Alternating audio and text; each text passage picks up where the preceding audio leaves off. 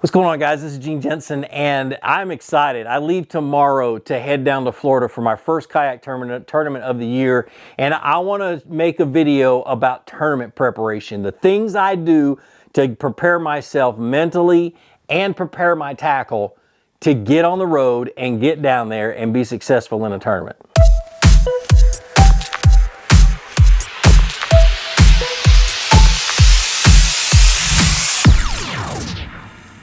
Now, the most important thing to me, when preparing for a tournament is the research, is sitting down days, months, weeks and months before the tournament and doing as much research as you can. And we're so blessed these days to have the internet and all of the information that's on it. And let me tell you some of the things that I do. First thing is I go to Google Earth.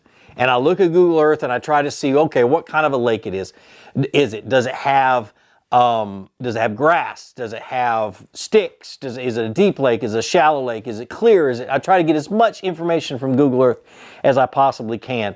I go to fishing reports if they have them. I mean, everything that there is about this lake, I'm going to research. My favorite one is YouTube.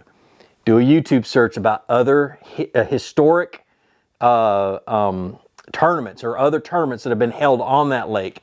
Look up instructional videos that have been made on that lake. Look up all kinds of stuff and you will find great information. And I'm going to tell you some of the information that I found out about where I'm going this week, just to give you guys an idea.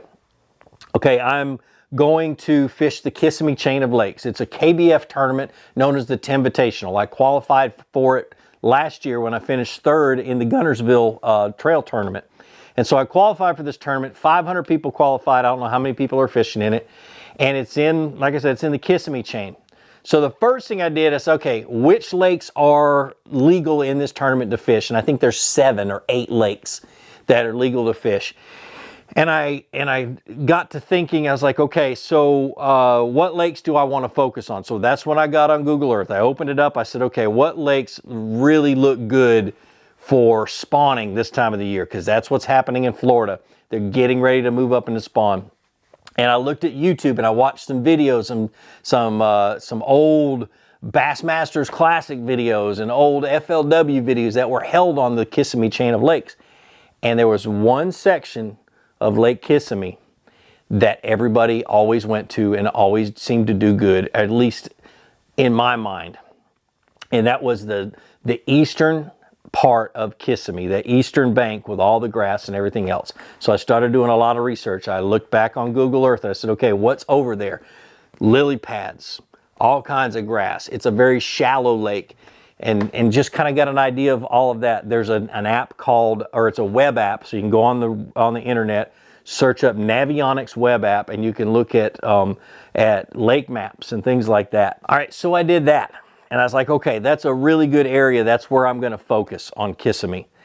Then I looked next to Kissimmee. There's a couple other lakes that are real close to there. Now, this is the cool thing about this tournament is it's a 2-day tournament. The Tinvitational is.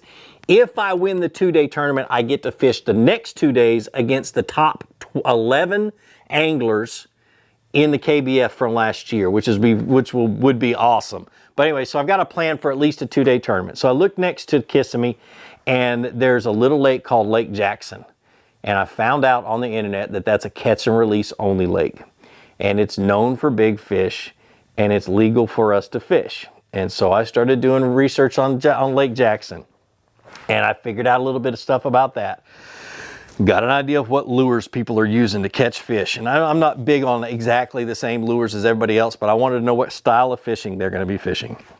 And that helps me get prepared for for what tackle to bring and what rods to bring. Then, just the other night, I was looking through Bass University TV. And with Bass University TV, they had one video from, who was it? It was JT McKinney. And he lives down there. And it was a video about how to fish lily pads. Now, bass down in the south in Florida, they spawn on lily pad roots, specifically spatterdock roots. And I learned a ton by watching that video. And it helped me to better fine-tune what I'm bringing and how I'm going to fish. And so let's go into rods and tackle real quick to start with. And I'm going to use all the information that I've gleaned from my research to prepare my tackle. All right, so fishing rods. Whoops, I hit the wall. I almost pulled a Bill Dance.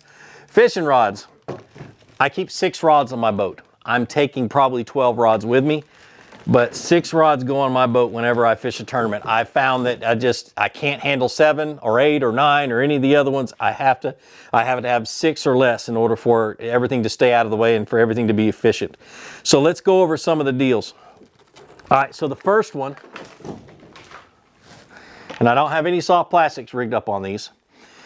The first one is something I always take to Florida when I want to search. Now the first 2 days are going to be pre-fishing, so I'm going to be doing a lot of searching for fish. I don't want to catch very many. So I've got rigged up well, I can't take it off because I got it tightened down, but I got a Gambler Big Easy hook that I'm going to be throwing the Gambler Big Easy around because I always do it down in Florida and I always have a lot of confidence in it. I've got it on a heavy action 7'4" rod with 65-pound braid. Okay, that's a standard for me in Florida. That's a confidence bait. It's so important no matter what lake you go to that you take your confidence baits with you, because that may end up being the only thing that you can catch a fish on. I've seen it time and time again, and I've experienced it time and time again. We get caught up in going to these lakes, and we get caught up in using what everybody else is using. And after you've beat that dead horse up a couple of times, then you realize, well, let me just throw what I like to throw, and you start catching fish. So the next one. So I was watching a video, the Major League Fishing video with Jordan Lee. He caught one on he caught a bunch of his on a chatterbait the last day. And I love throwing a chatterbait in the grass anyway, so I was going to tie one on, but that made it more and more, made me believe in it more. So I've got a chatterbait. It's on a medium, heavy, moderate action rod, 7:3-to-1 gear ratio reel, 17-pound or 17-pound fluorocarbon. I'll be throwing around grass and around lily pads. And in Florida, I always bump up the pound test of my line whenever I go down to Florida, just because of the grass. This may be what I end up catching most of my fish on in the tournament. A simple straight shanked hook, Texas rig that's pegged. And I'm gonna have several different types of worms on it. I'm gonna try Cincos. I'm gonna try trick worms, and I'm gonna try a few other little variations of them. And you're dragging it around those roots of those lily pads. If those bass move up as the water warms up and they start to spawn, that's where they're going to be. They're going to be on those roots. I have 8 1-to-1 gear ratio reel, and this is a 7'6" medium heavy. Now that hook is actually it's a Gamakatsu finesse flipping hook, or Z finesse flipping hook. I think that's what they call it. But yeah, that's my favorite hook for a medium heavy rod, and especially for the stuff that I'm doing right now. We got a Tokyo rig. I tied a Tokyo rig on so I can work it around in that soft bottom and keep that bait up above it. That may change. This rod setup may change to a swim jig, but it's on a medium heavy 7'4" rod, 8 1-to-1 gear ratio reel, and like I said, this may also be a swim jig rod, because a swim jig is one of the things that just kept popping up as I was doing research. I think that's 17-pound fluorocarbon. All right, another chatterbait rod, 7-foot medium heavy moderate action rod. This is a 7'3" gear ratio reel. This is actually the Thunder Cricket, the Strike King Thunder Cricket. I don't have a whole lot of experience with them, so I'm going to try it out. But definitely going to, try just different things while I'm practicing. And the last of my main rods is another Texas rig. And I'll probably change this one to a lighter weight just to have it on the boat so I can just grab it and fish more efficiently as I'm practicing. But this is a 7'3" medium heavy, 8 1-to-1 gear ratio reel, 20-pound test fluorocarbon. But that's my main setup, and I figured all that out from 2 things: my confidence and my research. And so that's the rods I have set up. I'm gonna go over and grab my soft plastic box. All right, so I carry 2 small boxes with me. This one's got, it's labeled Florida Plastics. Okay, so this is the one that I use, and I just keep all my Florida plastics in it. And the reason that Florida has its own box is because the colors that I use are very, very simple. The colors that I use have always worked for me.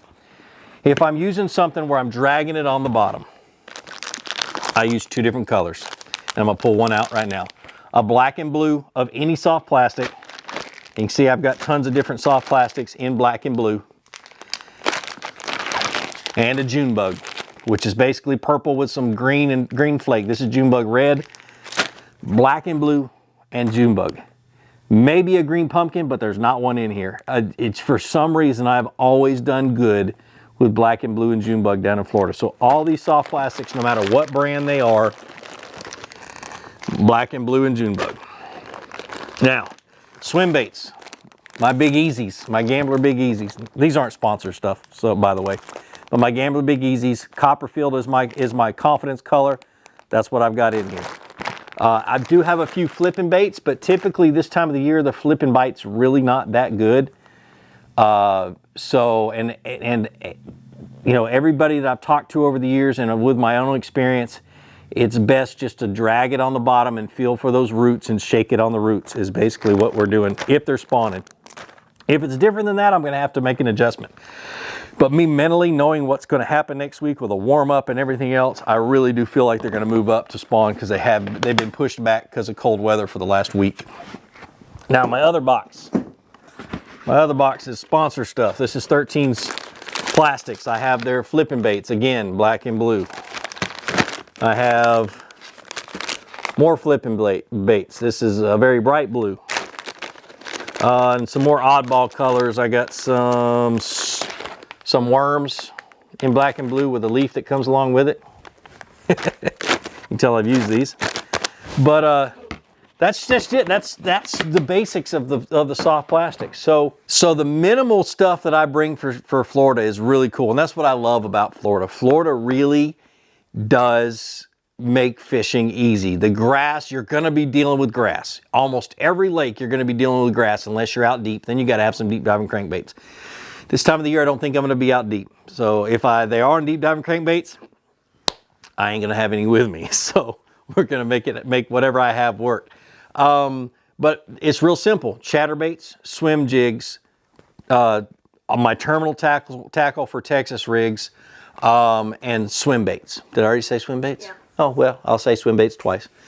But that's my favorite thing to do. Now, my thinking behind it is as I'm going into pre-fish, I've got 2 days to pre-fish. I've got a haul tail down there on tomorrow, and then the following day, I've got that, and the next day to pre-fish, is to cover as much water as I can. I'm going to spend the first half of the first day on Lake Jackson, maybe longer if it's a small lake, so it shouldn't take me long to at least figure those fish out or figure out where a concentration of fish are. I don't want to figure out how to catch them. I want to find them. I figure out how to catch them on tournament day because conditions change.